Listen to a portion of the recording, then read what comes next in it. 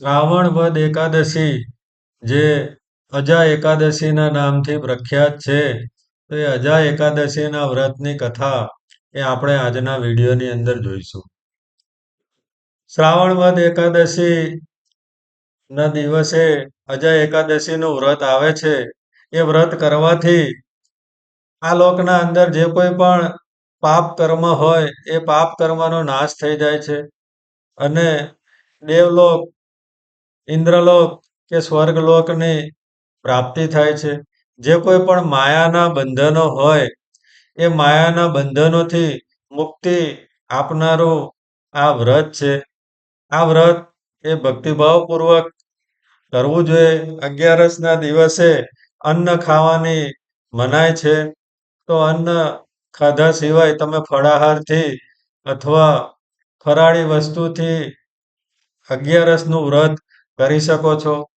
સાથે સાથે તમે નિર્જળા એકાદશી કહેતા જળ સિવાયની પણ એકાદશી કરી શકો છો. તમારું શરીર જે પ્રમાણે સાથ આપે એ રીતે તમારે એકાદશીનું વ્રત કરવું જોઈએ.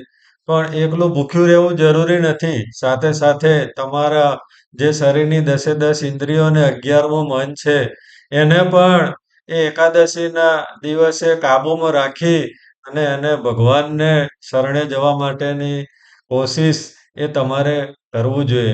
કહેતા કે ભાઈ આંખથી કોઈ ખોટી વસ્તુ જોવાઈ ના જાય, મુખથી કોઈ ખોટી વસ્તુ બોલાય ના જાય, કાનથી કોઈ ખોટી વસ્તુ સંભળાય ના જાય. એ સર્વે વસ્તુનો તમારે એકાદશી દરમિયાન ખ્યાલ રાખવો જોઈએ. કહેતા વાણી, વિચાર અને વર્તનમાં એકતા આ વ્રત દરમિયાન અવશ્ય રાખવી જોઈએ.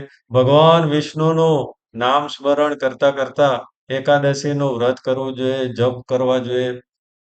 જે લોકોએ જન્માષ્ટમીનું વ્રત રાખ્યું હોય, કહેતા શ્રી કૃષ્ણ જન્મનું વ્રત રાખ્યું હોય, એ લોકોએ અવશ્ય એકાદશીનું વ્રત કરવું જોઈએ.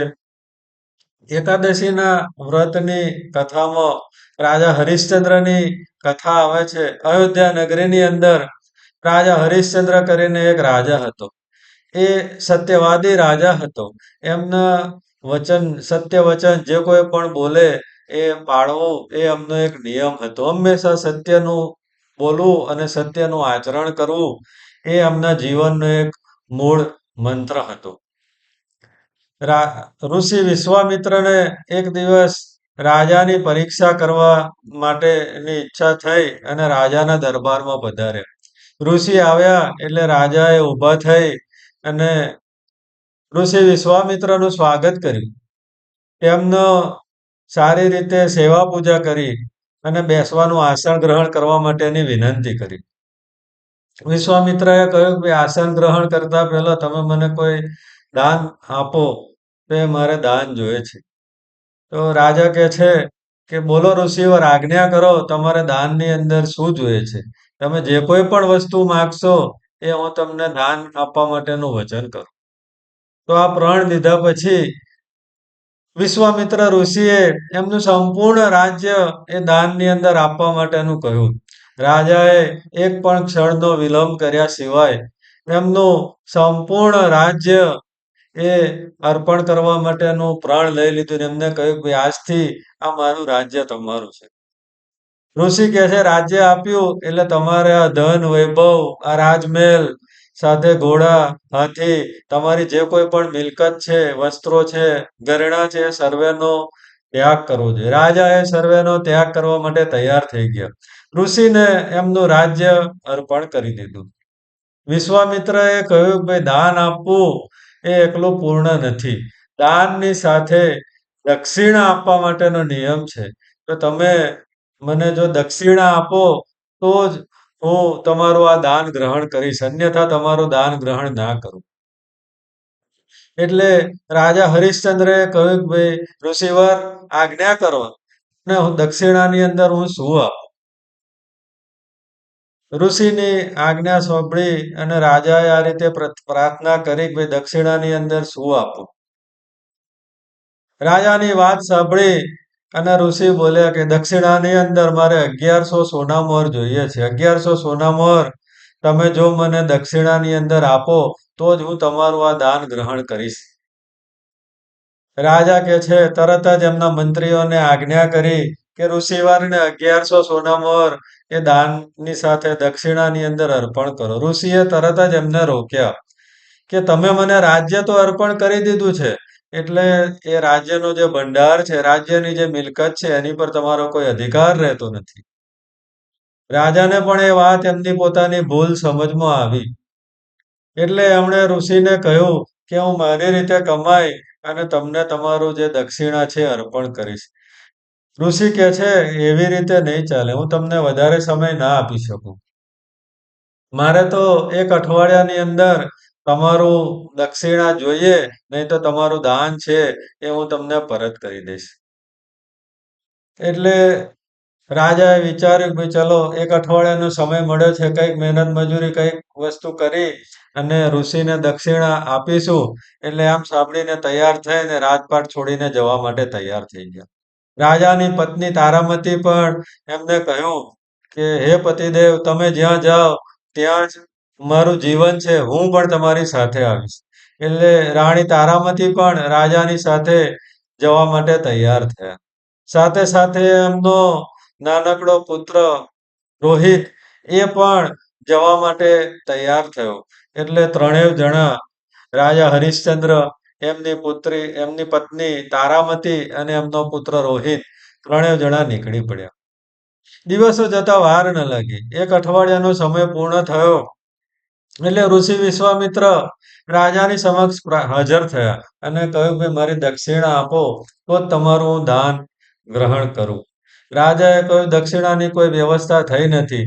ઋષિએ કહ્યું તો તમારું દાન, તમારું રાજ્ય પાછું લઈ લો અને તમારું સત્યવ્રતી માટેનું જે છે એ ખ્યાતિ એ તમારી નષ્ટ પામશે. રાજાએ કહ્યું ભાઈ મેં વચન આપ્યું છે એટલે હું મારી જાતને વેચીને પણ તમારું દક્ષિણા એ પૂર્ણ કરીશ. એટલે બીજે દિવસે એ બજારની અંદર પોતાની જાતને વેચવા માટે ઊભા રહી જાય છે. કોઈ વ્યક્તિ એમને ખરીદનાર મળતું નથી. કારણ કે ઋષિ વિશ્વામિત્રએ માયા કરેલી હોય છે. એમની માયાના પ્રતાપે થઈ અને એમને કોઈ ખરીદદાર મળતું નથી. એ જમાનાની અંદર એ ગુલામ તરીકે વ્યક્તિઓને લઈ જવાનો નિયમ હતો.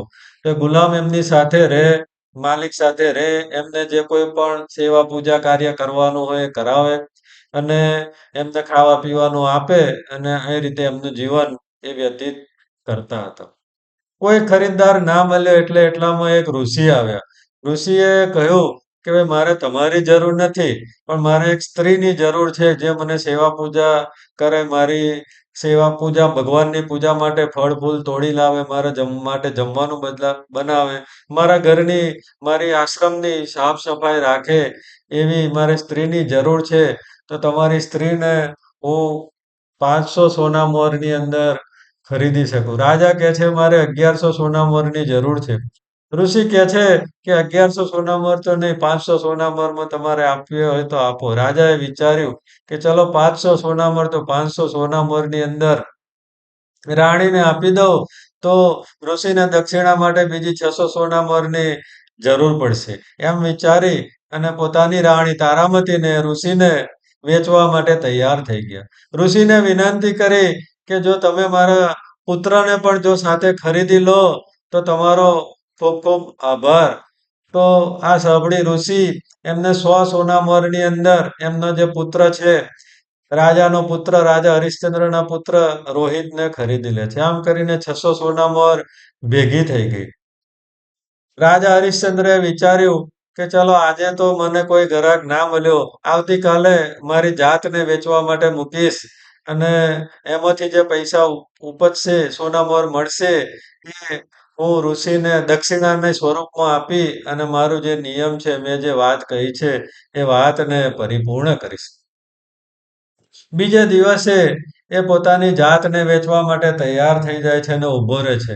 બજારની અંદર ફરતા ફરતા એક ચંડાળ કે તો સ્મશાનની અંદર જે અગ્નિદાહ કરતો હોય એવા વ્યક્તિને ચંડાળ કહેવામાં આવે છે. એનું જે વ્યવસ્થાપન કરતો એ ચંડાળ આવે છે, કહે છે કે ભાઈ મારી ઉંમર થઈ ગઈ છે તો મારે એક વ્યક્તિની જરૂર છે કે જે વ્યક્તિ સ્મશાનની અંદર જે લોકો અગ્નિ સંસ્કાર કરવા માટે આવે એમના અગ્નિ સંસ્કાર કરી આપે અને એનો જે કર કહેતા એના જે પૈસા છે લઈ અને મને આપે. તો એ માટે હું તમને લઈ જાઉં અને તમને 500 સોનામોર આપીશ. રાજાએ વિચાર્યું, ચલો આ નાનું કામ તો નાનું કામ, કોઈ પણ કામ મારે કરવું છે. તો એ માટે થઈ અને રાજા હરિશ્ચંદ્ર તૈયાર થઈ જાય છે. રાજા હરિશ્ચંદ્ર એ દિવસો વીતતા જાય છે અને તૈયાર થઈ અને 500 સોનામોરમાં પોતાની જાતને અર્પણ કરે છે. બીજા દિવસે ઋષિ વિશ્વામિત્ર આવી અને પોતાની સોનામોહરની માંગણી કરે છે. રાજા એમને સખેમ 1100 સોનામોહર આપે છે. તો ઋષિ કહે છે કે તમે તમારી જાતને વેચી દીધી, એટલે તમારી જે મિલકત છે એ તમારા માલિકની થઈ ગઈ. તમારા માલિકની આજ્ઞા વગર, એના વગર હું તમારી એ વસ્તુ ના લઈ શકું. એટલે તમે તમારી રીતે કમાઈ અને મને દક્ષિણા આપો, તો જ હું ગ્રહણ કરું. આ તો અનેક રીતે આ રીતે ઋષિ વિશ્વામિત્ર એ રાજા હરિશ્ચંદ્રની સત્યતાના પરીક્ષા લઈ રહ્યા હોય છે. દિવસો વીતતા જાય છે. એક દિવસ ઋષિ ગૌતમ ત્યાં આગળ સ્મશાન આગળથી પસાર થઈ રહ્યા હોય છે. રાજા વિશ્વામિત્રની ગૌતમ ઋષિ પર નજર પડે છે. એટલે વિશ્વામિત્રજી એમને પ્રણામ કરે છે.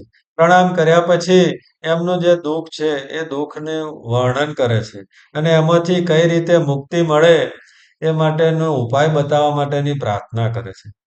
વિશ્વામિત્ર ઋષિ કહે છે કે ભાઈ શ્રાવણ વદ એકાદશીનું વ્રત તમે ભક્તિભાવપૂર્વક રાખો, તો એ વ્રતના પ્રતાપે થઈ અને તમારું આ દુઃખ એ દૂર થશે. રાજા હરિશ્ચંદ્રએ ખૂબ ભક્તિભાવથી શ્રાવણ વદી એકાદશી કહેતા અજય એકાદશીનું વ્રત રાખ્યું અને એ વ્રત સંપૂર્ણપણે પૂર્ણ કર્યું. એના થોડાક જ દિવસની અંદર આ બાજુ તારામતી એક દિવસ ઋષિ માટે થઈ અને ફૂલો તોડી રહી હોય છે. એ વખતે એમનો પુત્ર, નાનકડો પુત્ર રોહિત પણ ત્યાં આગળ એમની જોડે હોય છે. ફૂલો તોડવાની અંદર મશગુલ તારામતીને ધ્યાન રહેતું નથી અને એમના પુત્રને એક નાગ ડૂબીને ડસી જાય છે અને પુત્રનું તત્કાળ મૃત્યુ થાય છે. એ જોઈ અને રાણી ખૂબ જ રોકકળ કલ્પાંત કરી મૂકે છે. આવી અને ઋષિને આજ્ઞા માગે છે, કારણ કે ગુલામની એક રીતિ હોય છે કે ભાઈ માલિકની આજ્ઞા સિવાય એ કોઈ પણ જગ્યાએ જઈ ના શકે. એટલે ઋષિ પાસે આજ્ઞા માગે છે. ભાઈ તમે મને આજ્ઞા આપો, હું મારા પુત્રના અગ્નિ સંસ્કાર કરી આપું. ઋષિ કહે છે કે ભાઈ અગ્નિ સંસ્કાર માટે તમે મારા આખા દિવસનું જે કામ છે એ કામ પતાવી અને સાંજે જજો. કામમાં ને કામમાં રાત્રિ થઈ જાય છે. રાત્રિએ રાણી તારામતી ફ્રી થઈ અને અગ્નિ સંસ્કાર માટે પોતાના પુત્રને લઈ જવા માટે કોઈ વ્યક્તિ મળે એની તપાસ કરે છે, તો કોઈ હાજર હોતું નથી. એટલે જાતે એકલી એ પુત્રને લઈ અને સ્મશાનમાં એ પુત્રના અગ્નિ સંસ્કાર કરવામાં જાય છે. વરસાદ પણ ખૂબ ધોધમાર પડતો હોય છે. વરસાદમાં પલળતી પલળતી રાણી તારામતી સ્મશાનની અંદર આવે છે. જે સ્મશાનમાં આવે છે એ સ્મશાનમાં રાજા વિશ્વામિત્ર એ ચંડાળની ત્યાં નોકરી કરી અને અગ્નિ સંસ્કારનું કામ કરતા હોય છે. રાજા એ અગ્નિ સંસ્કારને લીધે એમના મોં પર ખૂબ રાખ ને એવું બધું ચોંટ્યાને લીધે એ પણ ઓળખી શકાય એવા નથી. રાત્રિના અંધકારની અંદર રાજાને પણ પોતાની પત્નીની ઓળખાણ પડતી નથી. રાજા એમને કહે છે, ભાઈ તમારે અગ્નિ સંસ્કાર કરવો હોય તો કર આપવો પડશે. રાણી કહે છે, ભાઈ મારી પાસે કોઈ કર આપવા માટે કોઈ પૈસા સોનામોહર નથી, પણ મારો એકનો એક પુત્ર છે, તો તમે એને અગ્નિ સંસ્કાર કરવા દો તો સારું. રાજા હરિશ્ચંદ્ર નિયમથી બંધિત હોય છે. સત્યવાદી રાજા હરિશ્ચંદ્ર એના માટેનો ઇનકાર કરે છે. એટલામાં વીજળીનો ઝબકારો થાય છે. એની અંદર રાજા અને રાણીનું મુખ દેખાય છે અને રાજા પોતાની રાણીને ઓળખી જાય છે. એને પોતાની વાતનું પૂરી વૃતાંત સાંભળે છે કે ભાઈ આ રીતે કાળી નાક કરડવાને લીધે થઈ અને પુત્રનું મૃત્યુ થયું. પોતાનો પુત્ર હોવા છતાં પણ રાજા હરિશ્ચંદ્ર એમને અગ્નિદાહ દેવા માટેની મંજૂરી આપતા નથી.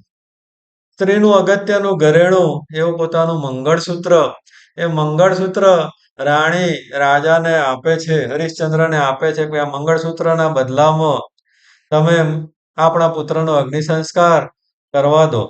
એટલે પુત્રના અગ્નિ સંસ્કાર માટે રાજા તૈયાર થઈ અને જે અગ્નિ સંસ્કાર કરવા જાય છે એ જ સમયે અજા એકાદશીનું જે વ્રત કર્યું હતું એ વ્રતના પુણ્યના પ્રતાપે થઈને આગળ એ વિશ્વામિત્ર ઋષિની માયા સંકેલાઈ જાય છે. એ માયા સંકેલાવાને લીધે થઈ અને બધા ઋષિ અને દેવો ત્યાં આગળ હાજર થઈ જાય છે. અને રાજાનો જે પુત્ર એ માયાને લીધે થઈને મૃત દેખાતો હતો એ આળસ મરડી અને ઊભો થાય છે.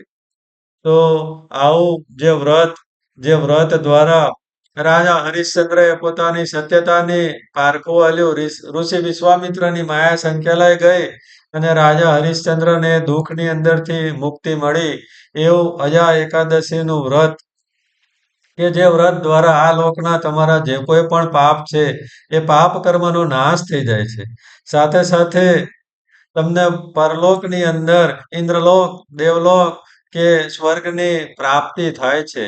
આવું એ પુણ્યશાળી વ્રત એ અજા એકાદશીનું વ્રતની સર્વેને હાર્દિક શુભકામનાઓ. સાથે સાથે સર્વેને જય માતાજી, જય શ્રી કૃષ્ણ. ઓમ નમઃ પાર્વતી પતે હર હર મહાદેવ.